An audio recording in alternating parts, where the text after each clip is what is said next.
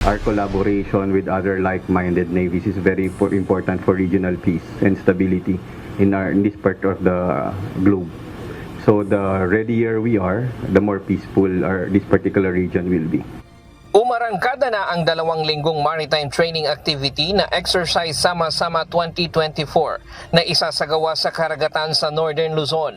Ang pagsasanay ay lalahukan ng Pilipinas at ilang kaalyadong bansa na Estados Unidos, Japan, Australia, Canada at France. Ayon kay Commander John Pierce Alcos, tagapagsalita ng Philippine Navy, nasa 1,500 sundalo ang kasali sa joint exercise. Nasa 700 dito ay galing sa Pilipinas, abang 600 naman ay mula sa United States, sa Royal Canadian Navy, Japan Maritime Self-Defense Force, French Navy at Royal Australian Navy. Ito na ang ika-7 edisyon ng nasabing pagsasanay na may layuning mapalakas ang ugnayang pangdepensa ng Pilipinas at iba pang bansa. This particular exercise strengthens defense ties between the Philippines and the United States, which includes participation from invited allied nations, including Canada, Japan, France, and Australia. Kasama sa joint military drills ang pagsasagawa ng joint cells ng warship sa Northern Luzon, pati na ang delivery ng supplies kapag may military operation o kaya ay kalamidad.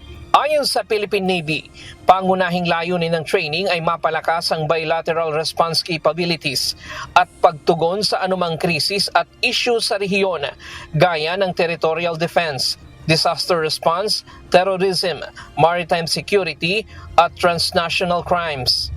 This particular bilateral exercise is scheduled, well, as I've said, will be held in Northern Luzon in the Northern Luzon area of responsibility and will focus on enhancing interoperability between the two allied forces, anti-submarine, anti-surface, anti-air, as well as HADR exercises such as search and rescue exercises and medevac exercises will also be conducted.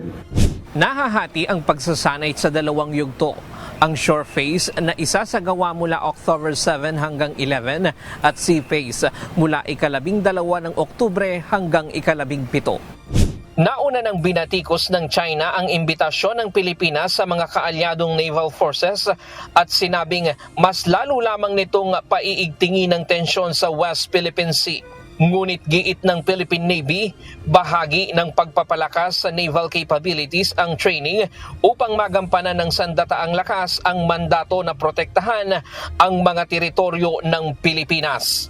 Ryan Lacanlale, UNTV News and Rescue. Diyos ang aming sandigan, serbisyo publiko ang aming pinahahalagahan.